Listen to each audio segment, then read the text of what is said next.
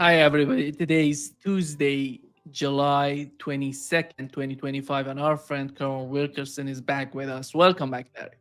Good to be with you, Nima. Let's jump in and talk about the interview that the Iranian foreign minister had on Fox News. Here is what he said about the way that Iran sees the situation.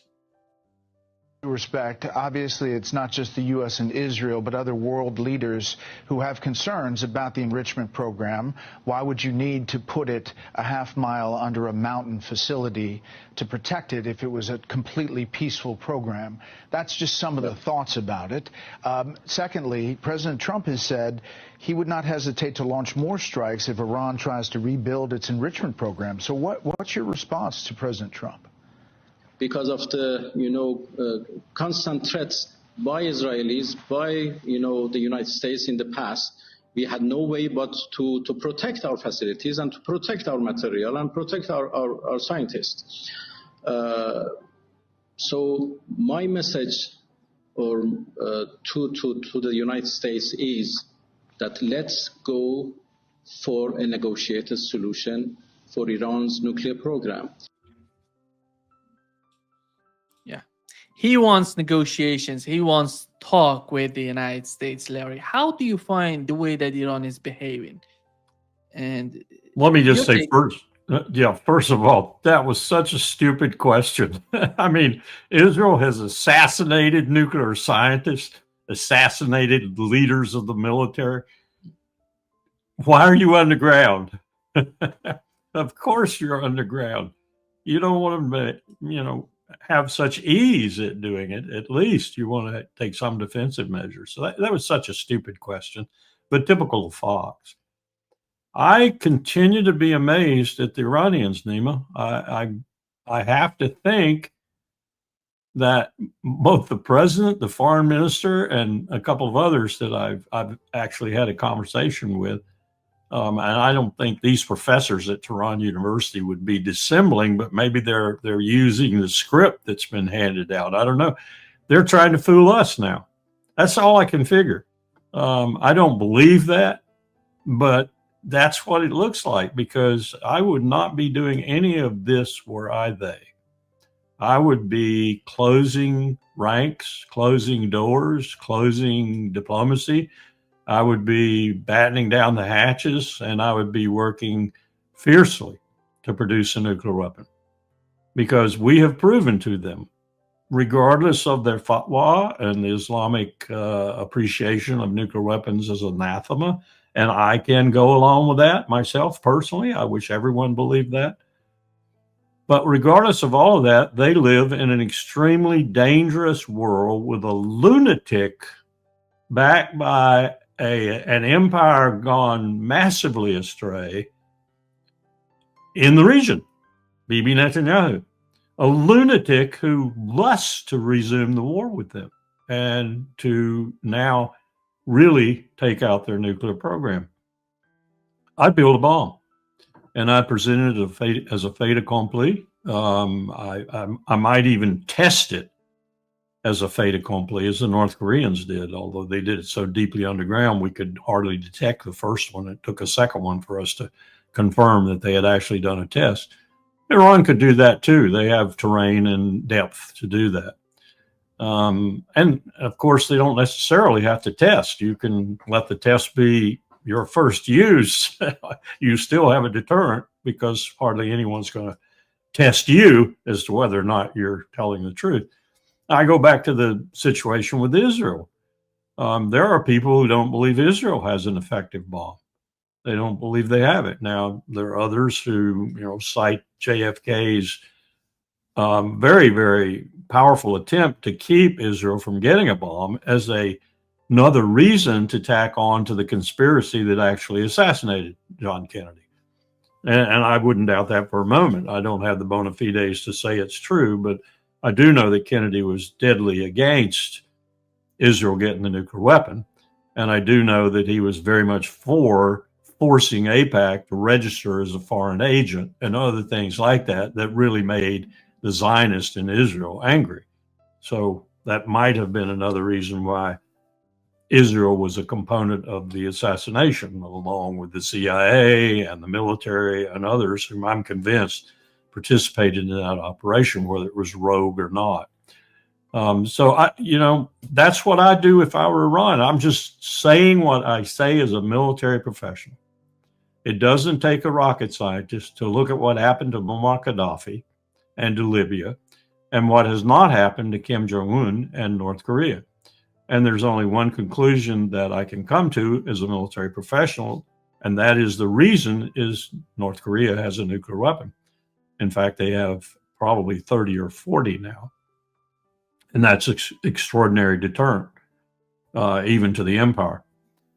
Iran has no such deterrent, and Iran is going to be treated as a subject of regime change until regime changes or until they obtain a nuclear weapon. So as much as I hate to say I would bless nuclear proliferation in the Levant, I don't want to say that. I don't want to do that. But speaking from the Iranians' perspective, I would say build your weapon. And to answer your question, finally, that doesn't seem to be what they're doing. It seems to be that they're seeking, once again, to be led down the primrose path by Donald Trump in the United States and to be once again disappointed. And this time could be serious disappointment. Because Israel will not relax. Israel wants a toady regime in Tehran. Israel wants a toady regime in Damascus. Israel wants a toady regime in Beirut.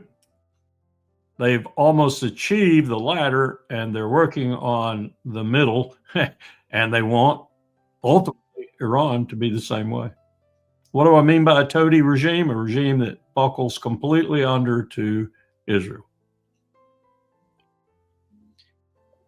Larry, do you believe that the main objective of the attack on Iran was the regime change? I think that's what the Congress passed with regard to Iraq and Iran. We forget that sometimes. Now, the Congress will say, as they have said to me, various people in the Congress, well, that doesn't mean it has to be by force of arms. It could be by a clandestine operation, like in 1953. Or, and this is actually what one of them said to me, or it could be by the Iranian people, and I would prefer this, he said, rising up and overthrowing their regime. And this individual, I said back to, Senator, what makes you think that if the Iranian people rose up and overthrew the theocracy, which you just called it,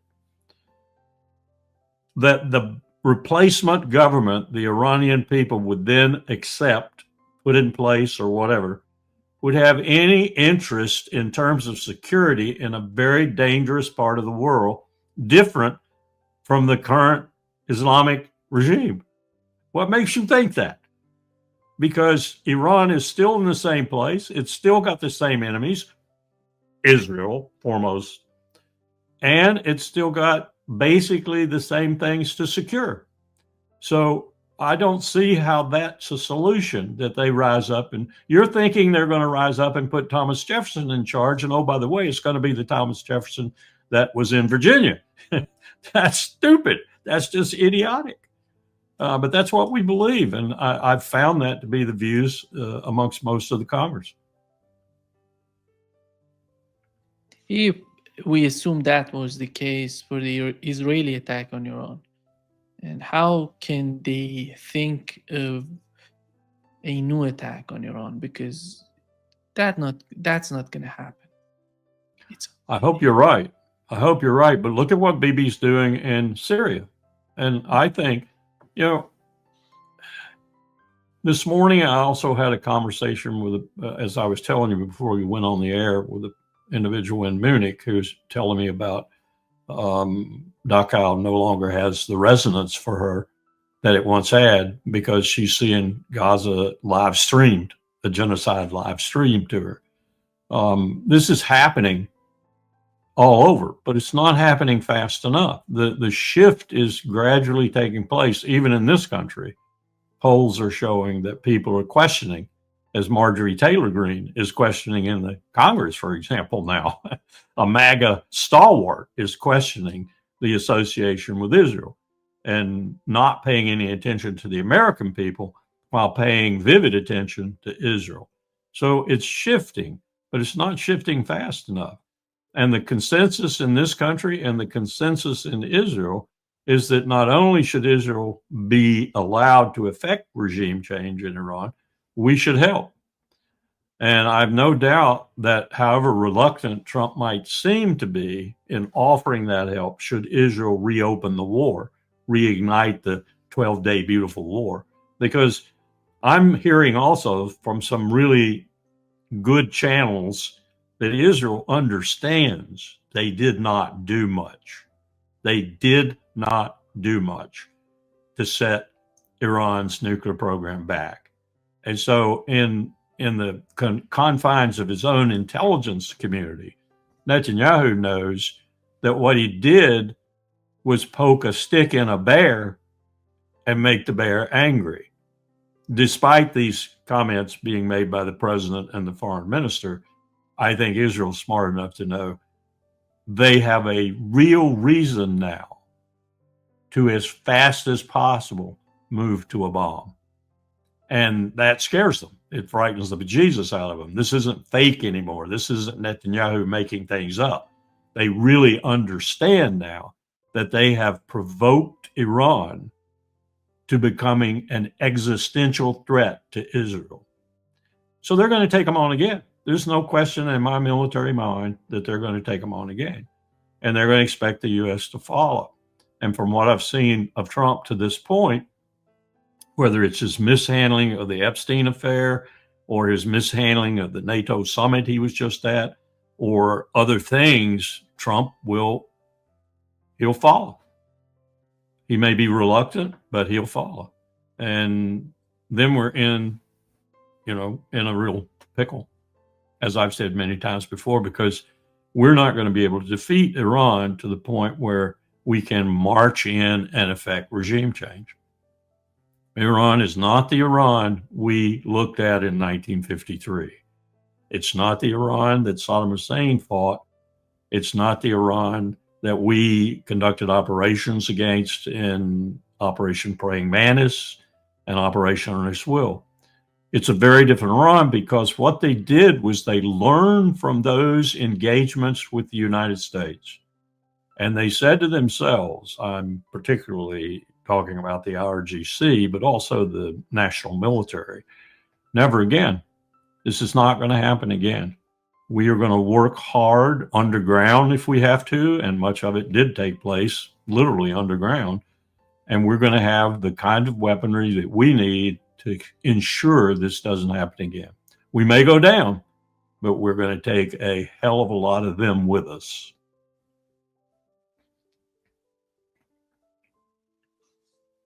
Larry, Israel is not even capable to defend itself with the case of Houthis, Yemenis.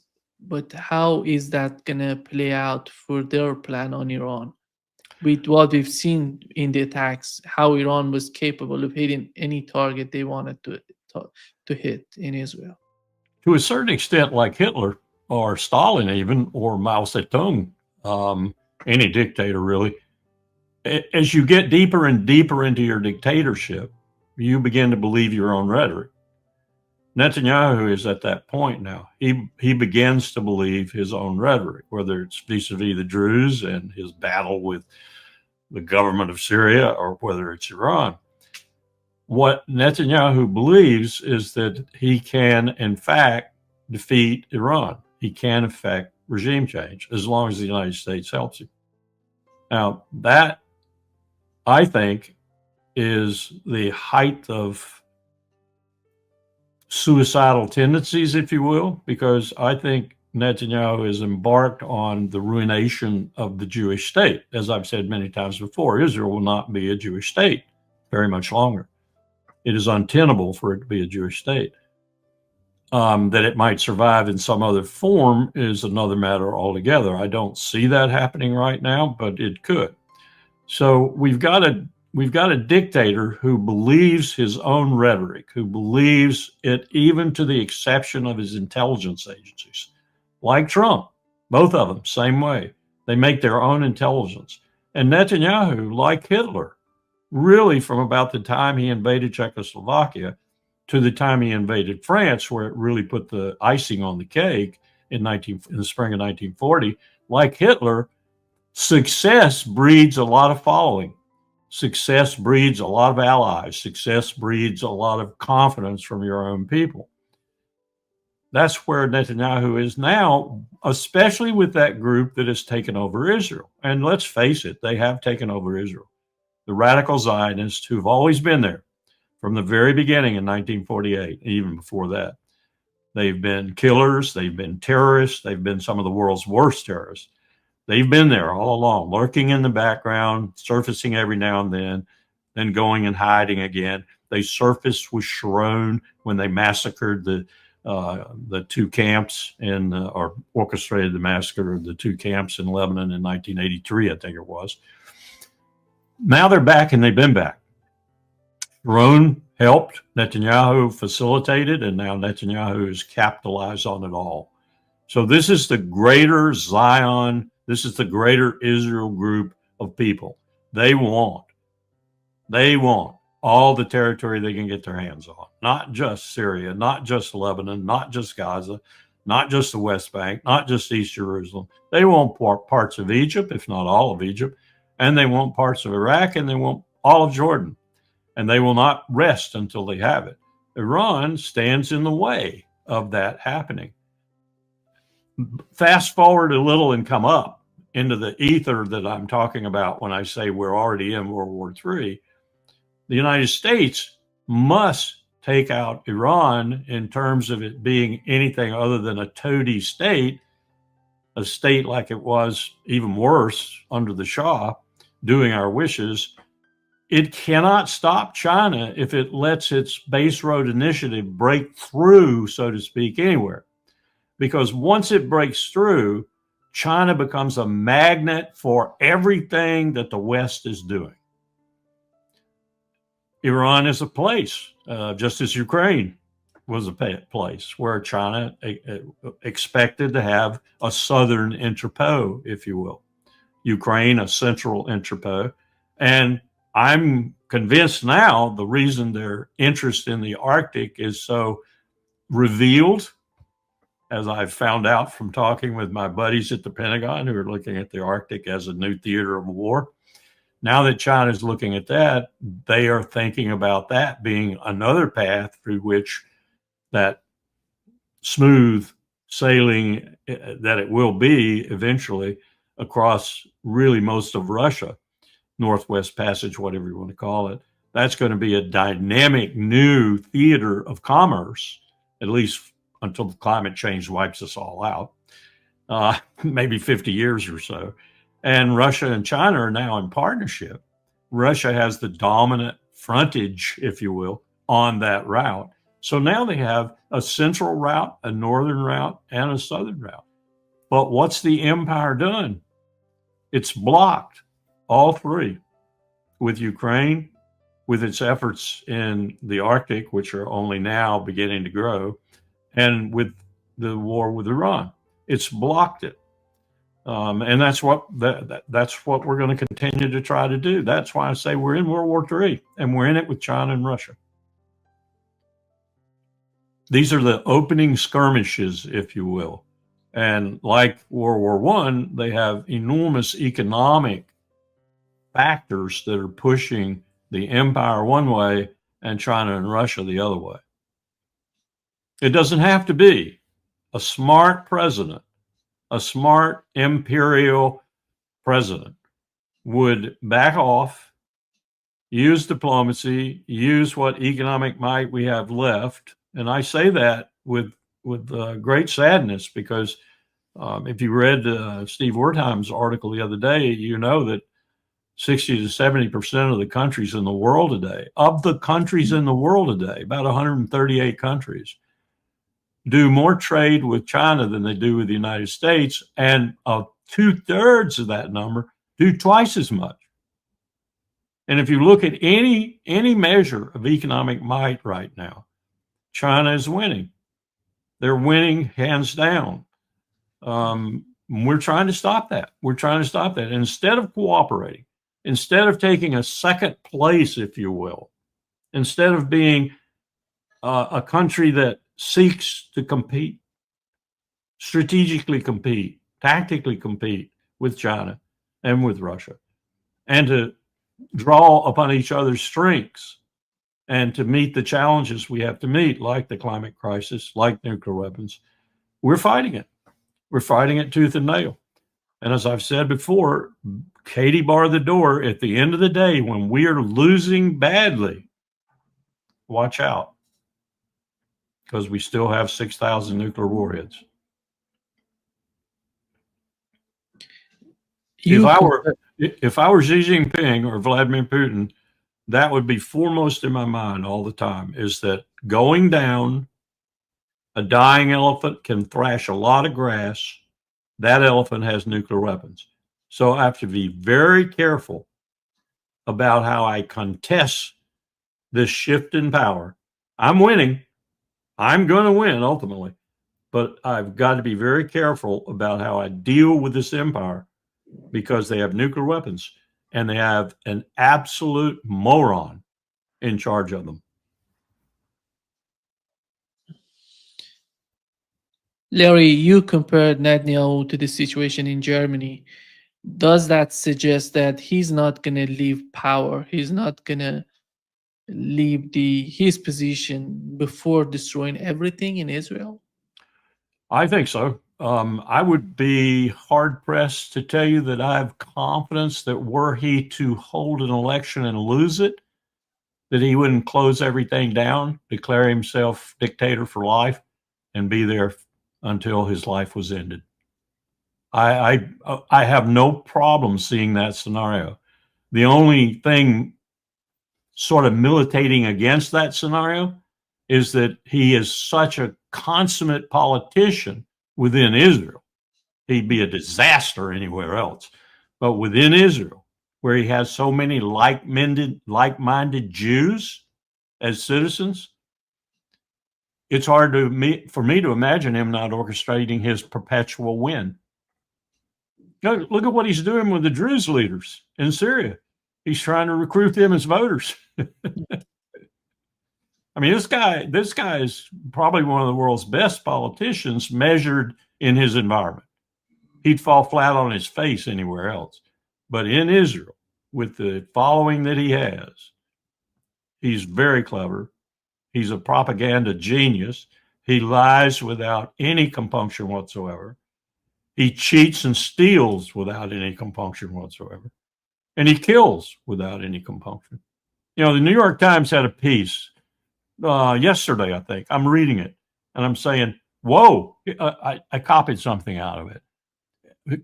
A quote, this is from the New York Times online version, quote, aid spots, that's humanitarian aid spots, in Gaza have become hot spots for shootings. New York Times, 22 July 25.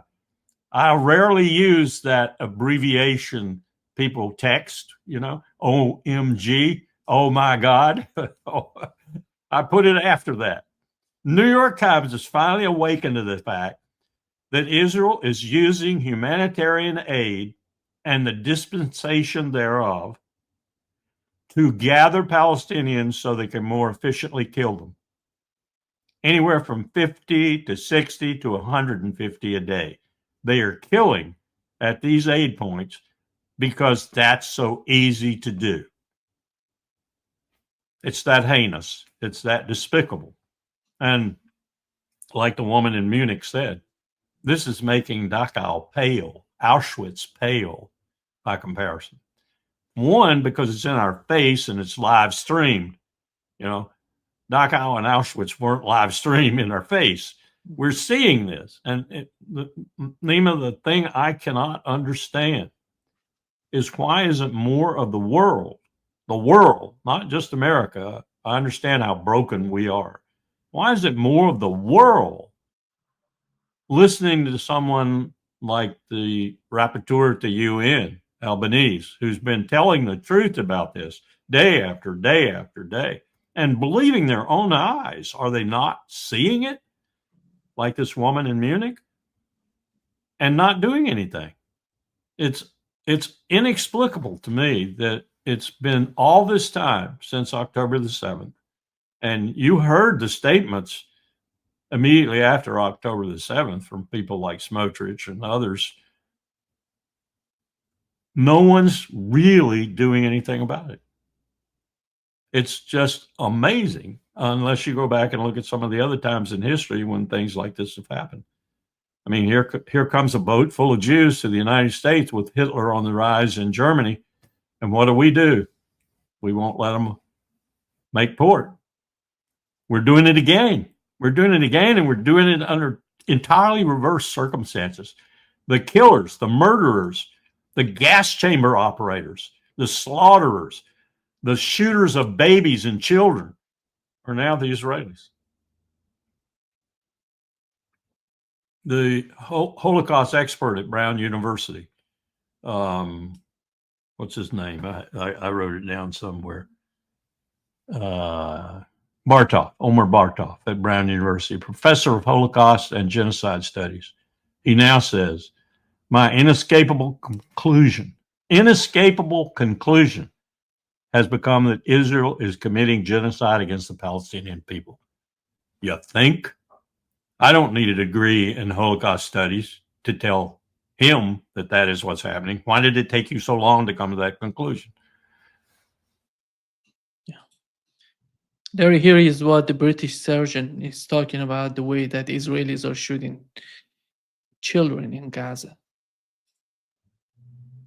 Colleagues in the emergency room describe a very clear pattern where on particular days they'll see different body parts targeted. So on one day there'll all be abdominal gunshot wounds, on another day there'll all be head gunshot wounds or neck gunshot wounds, on another day there'll be arm or leg gunshot wounds. And on last Saturday there were 4 young teenage boys all brought in very, very rapidly in succession with gunshot wounds to their testicles. So they're clearly being targeted to their testicles. And this is a pattern that we're seeing every day, that these young teenage boys are systematically being targeted. And it's almost as if a game is being played, that they're deciding to shoot the head today and the neck tomorrow and the testicles the day after. Yeah. And Nima, I wouldn't be at all surprised because, as Misha Glenny pointed out in his book McMafia, Tel Aviv being one of the top cities in the world, criminal activities city, criminal activities like body organs, sale of body organs. In fact, as I understand from talking to people like Misha, that Israel is a leading state in the body part business, that's got something to do with it. I don't know that, but I mean, you know, let's don't shoot these parts today because they're going for lots of money. Let's shoot these parts. I wouldn't be surprised at that at all. That's how heinous, how despicable this state has become. I hesitate to even call them a state. They're disgusting. They have no right to be a state. They have no right to be recognized by the United Nations.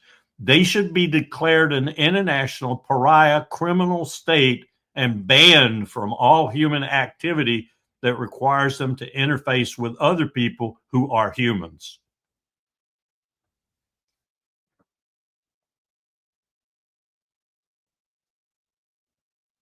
You're muted. Yeah, we know that 25 countries. I'll get you a headset. Yeah. Yeah, so 25 countries are somehow signing or going against what's going on in Gaza. One of them is the United Kingdom.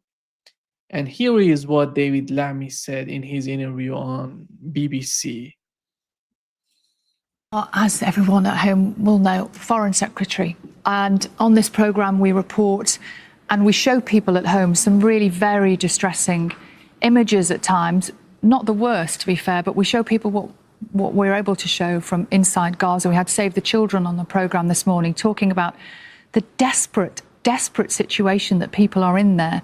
Families not able to be safe where they are, and also not able to be safe to move to anywhere because moving is dangerous. The next place that is supposed to be safe isn't safe at all. I just wonder, on a human level, when you watch the news, how do you feel? What's your reaction as Foreign Secretary? I feel the same as the British public, appalled, sickened. I described what I saw yesterday in Parliament as grotesque. These are not words that are usually used by a Foreign Secretary who's attempting to be diplomatic.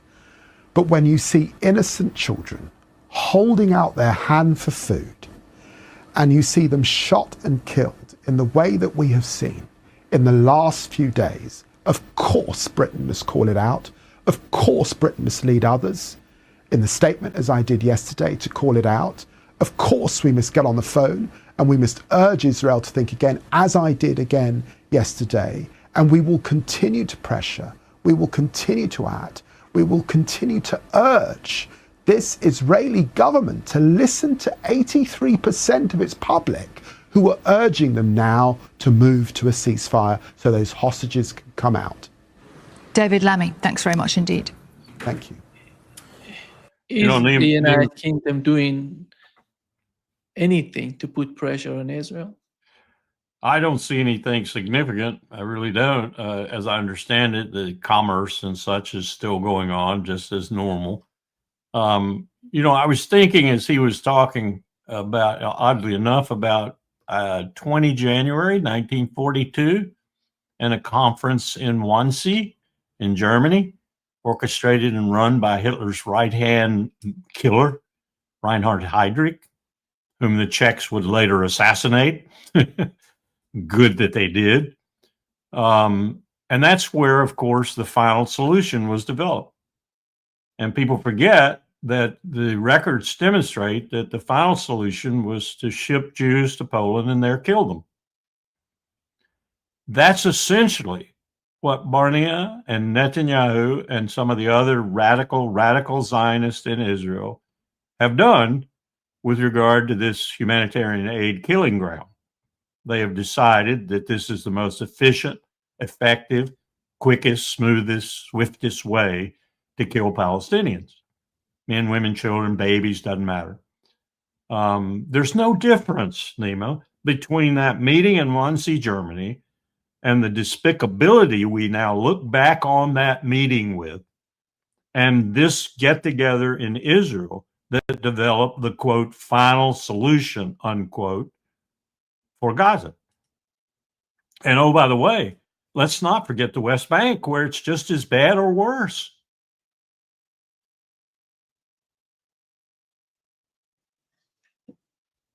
Larry, the second part here is what Araghchi said in his interview on Fox News. It seems that they're so obsessed that Iran wants to assassinate Donald Trump. And I don't know how many times do they need to clarify on that? They don't want to do this. And here is what Araghchi said. Mr. The Ayatollah has said death to America, and that means death to Trump. That is from the Supreme Leader. The New York Post had the Iranian fatwa crowdfunding effort, claims to have raised $40 million for bounty on President Trump's head. The campaign, organized by a group known as the Blood Covenant, comes after multiple Iranian clerics issued fatwas or death warrants against Trump. So you can see why the administration is looking at some of these signals, saying that you are doing that. No, I think they are all propagandas.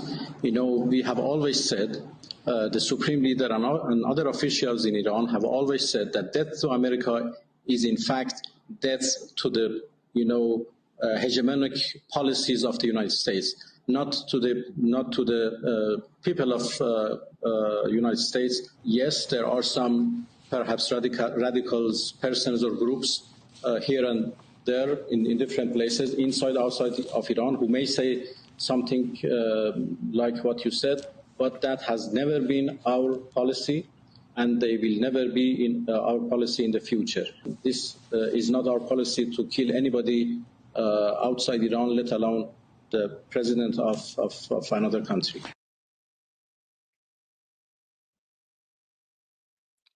You're muted. Why are they so obsessed with this question? Each and every time they're finding an official from Iran, they're asking that you want to assassinate Donald Trump. They get their intelligence from the same place John Bolton gets his intelligence, and incidentally, $40,000 or $50,000 every time he talks to them. The MEK, the Mujahideen Akat. They lie, they cheat, they steal, they will say anything, they will write anything to defame Iraq or Iran. There's no truth in it 90+% of the time.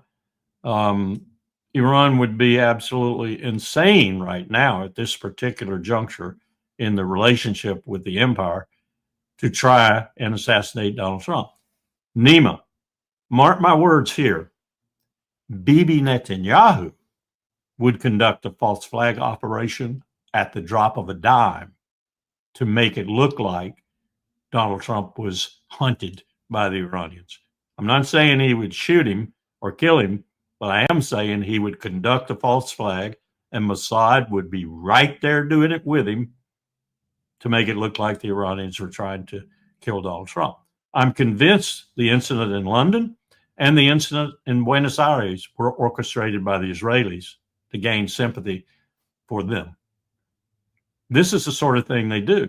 So this is dangerous. This is extremely dangerous. What Fox is doing is acting as a catalyst for that sort of thing to happen. They don't do their research. They don't do any kind of background analysis. They listen to the MEK as if it were the CIA. It's crazy. I mean, that's where we are, Nima. In this country, that's where we are. You mentioned the situation in Syria, Larry. We know that there are differences within the Druze community in Syria. What is the role of Israel in somehow making these differences bolder, or maybe somehow trying to get closer to some of these factions who were not so close to Israel in order to, I don't know, to fight the government, it's not the government, this gang running, unfortunately, Syria. But what can we understand from the situation, the complexity of what's going on in Syria? I think Israel's number one strategic objective with regard to Syria right now, and just to put Iran aside for a moment, because it all boils down ultimately to Iran, because that's the last real obstacle to Israel's hegemony in the region. And our hegemony, remember, we use Israel. I think their objective in Syria right now is to get rid of the leader. Ultimately, to get rid of that leader, because they don't like him. They don't think that he's ultimately going to be aligned with their interests. He's too much of a future possibility of opposition to Israel, effective opposition to Israel. Unlike Assad, he's got a tender base right now, if you will, I think. I'm hearing a lot from Damascus about him, and he's got to make sure that he can get every disparate element in Syria as possible behind him. And Israel has defamed him, really. All that bombing that Israel did, he hasn't got a whole lot left to fight Israel with. And this is the reason they did this, Nima. That's the reason they did it. They were planning all along of taking more and more of Syria. And so what they're doing now is using the Druze, I think, and the Druze are somewhat reluctant in their what you might call the less than leadership of the Druze. I don't think they're very willing to go along with this. But he's using money, and he's using bribery, and he's using other methods that Israel is so good at using to convince the leadership, at least, that they're better off if they side with him and with Israel, at least on a temporary basis. Now, let me footnote that and say they would be fools to do that, because he will turn on them in a heartbeat when it becomes conducive for him to do so. All he wants them to do right now is round up their people, as it were, and make sure they don't oppose what Israel wants to do. He doesn't want them in his rear when he goes deeper and deeper into Syria if they're antagonistic to him. He would love to have the majority of them on his side as he goes on deeper into Syria, which he will do, I guarantee you. It's got to be, though, an ancillary theater for him right now, because he's got his hands full taking over Lebanon, and that's his goal, to take over Lebanon, not just... We built that largest... Why did we build the largest, freaking most expensive embassy in the world in Lebanon? First of all, because it's not really a diplomatic place. It's a place for the CIA, Mossad, MI6, and others to operate out of. Second of all, because we know what Netanyahu is going to do. And we want a big place there to kind of watch what he does, because he's going to take over Lebanon. No doubt in my mind. He's also going to take over Jordan.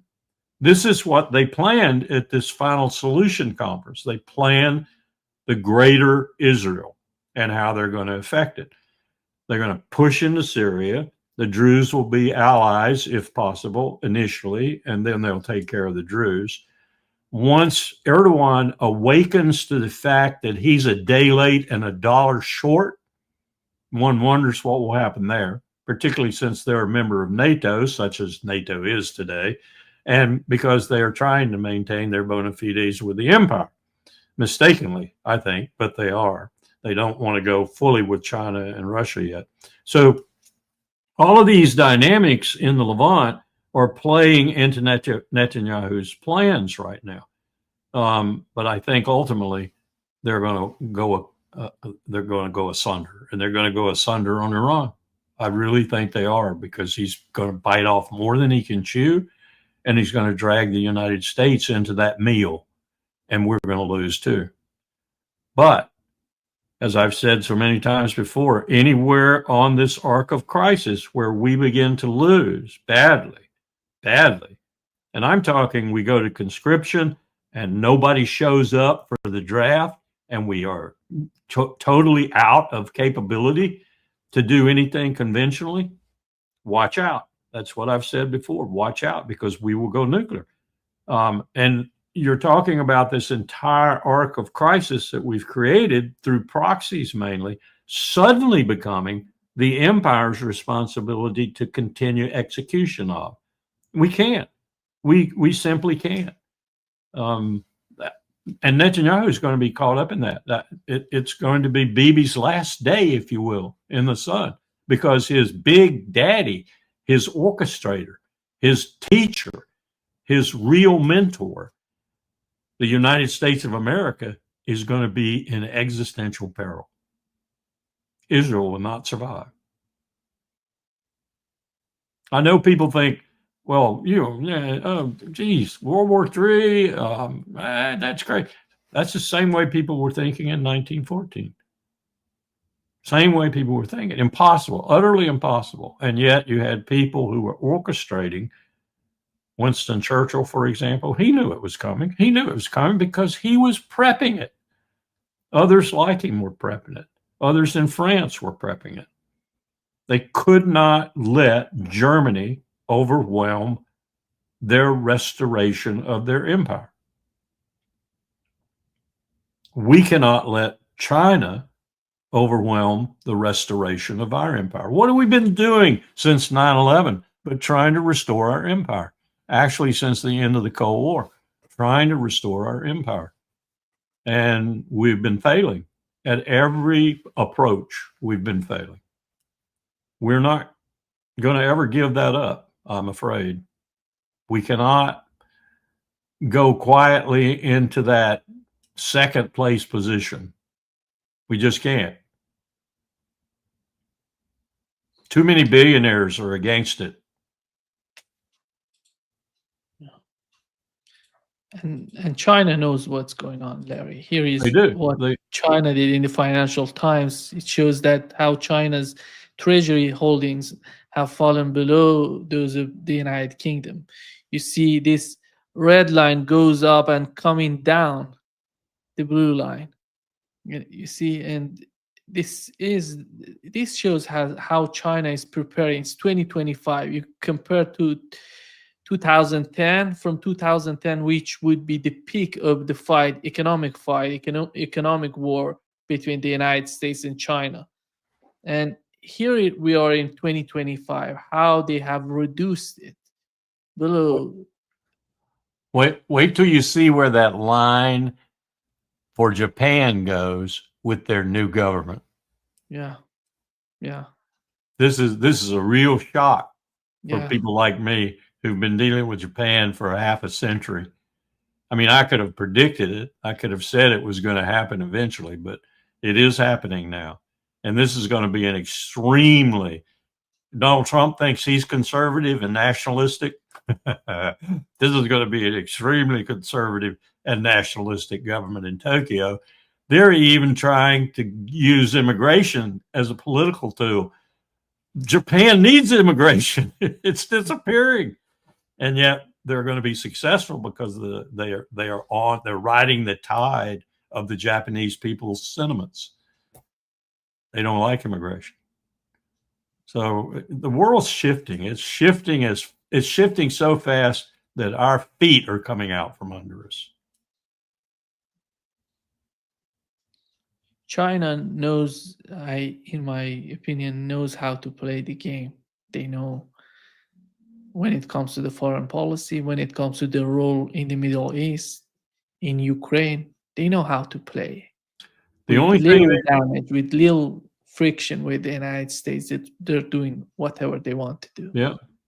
The only thing they've got to worry about, and I'm quite sure Wang Yi, I don't know Xi Jinping, but I'm quite sure Wang Yi understands this, is what the empire might do in its fatal gasps in its defeat. I mean, you never know. You just never know. They've tried. Both Putin and Xi Jinping have tried. In tandem and separately, they've tried to work out a modus vivendi for to hold a hand out to the empire and say, grasp my hand and you won't go down as fast as you will otherwise. In fact, we could cooperate and we could all work it out to where you don't really go down at all, except in comparison with us. We'll do that. We'll do that for you. We have rebuffed every overture. And this president we have right now hasn't a clue to what I'm talking about. Larry, Tucker Carlson had an interview with a German journalist, Bild, and he asked him, what is going on with Germany? Why you're so much silent about what's going on against Germany and the benefit of Germany and the future of Germany?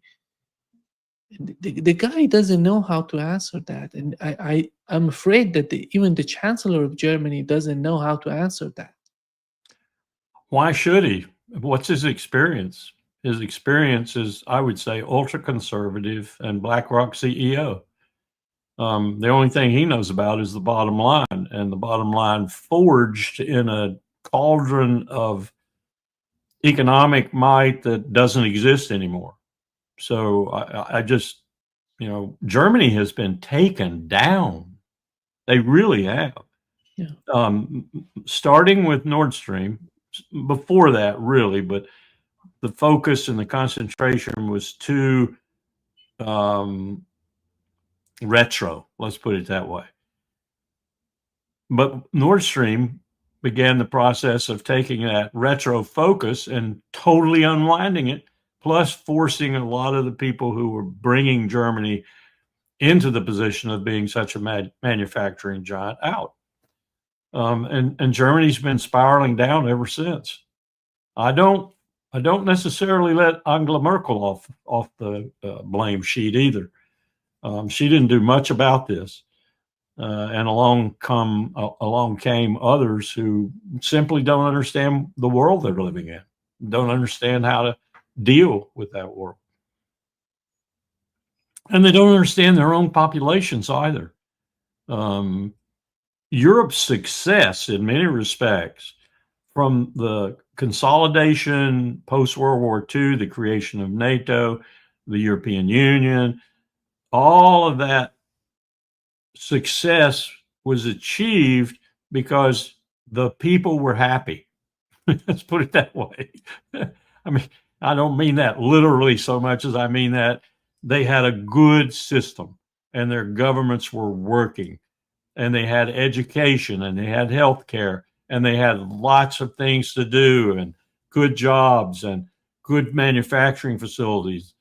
And all of a sudden, that's in jeopardy, and leaders don't realize that, and they don't realize that they're gone because they don't realize that. As soon as the elections are held, they get rid of them.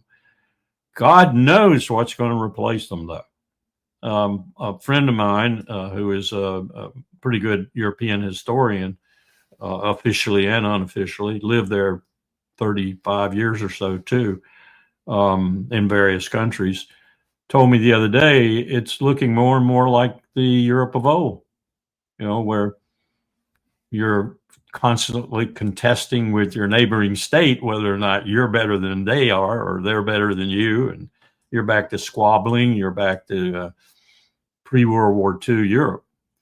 I don't think it's that bad, but I do think they've lost their way.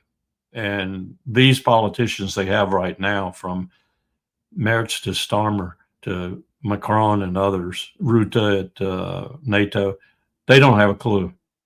They just don't have a clue. They're not as circus clownish as Trump, but they don't have a clue to what's happening all around them. They don't have a clue to the fact they're losing too. They're losing. They're losing majorly.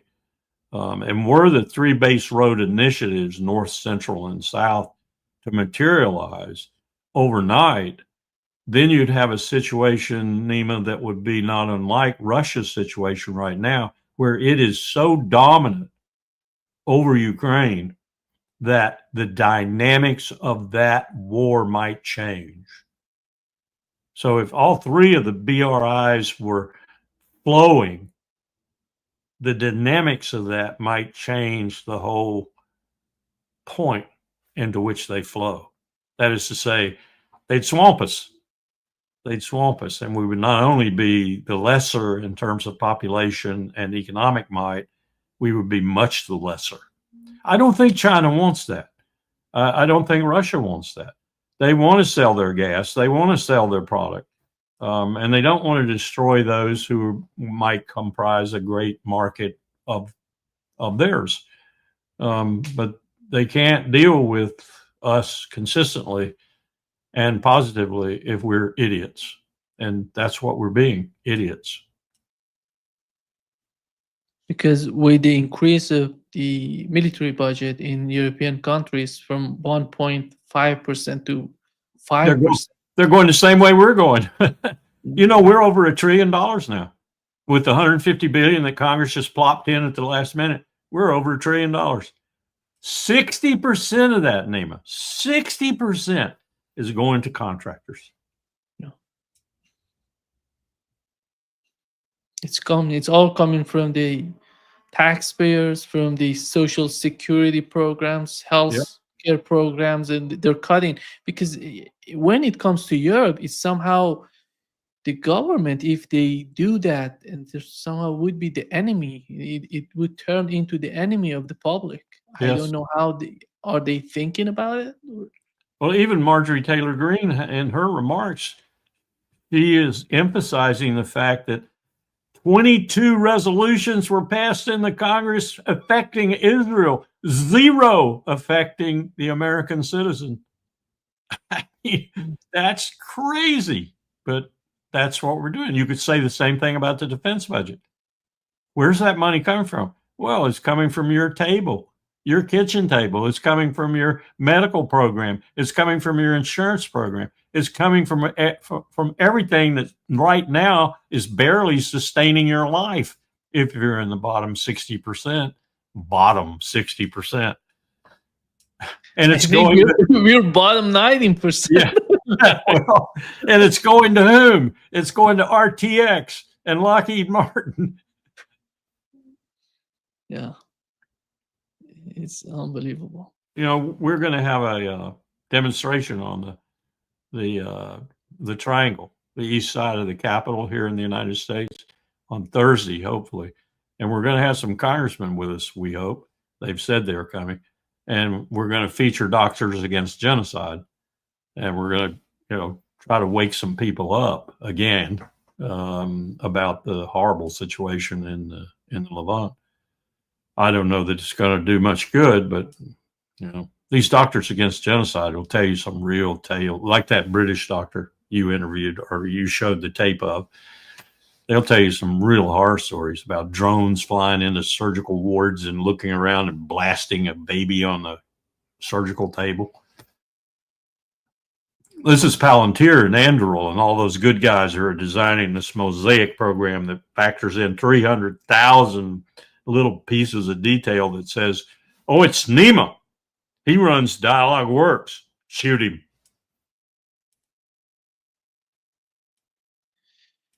I somehow, I don't know if you saw the interview that the head of Palantir had. He was asked about the future of humanity. He was something, future? We're going to be something else. We're going to robots. We're going to, Yeah. it's unbelievable. Billionaires in the background talking about, headed up by Steve Miller, talking about nuclear war in terms of, well, you know, the number one problem on the globe is too many people, so let's get rid of a couple billion. And we don't need them because robots and AI will take over.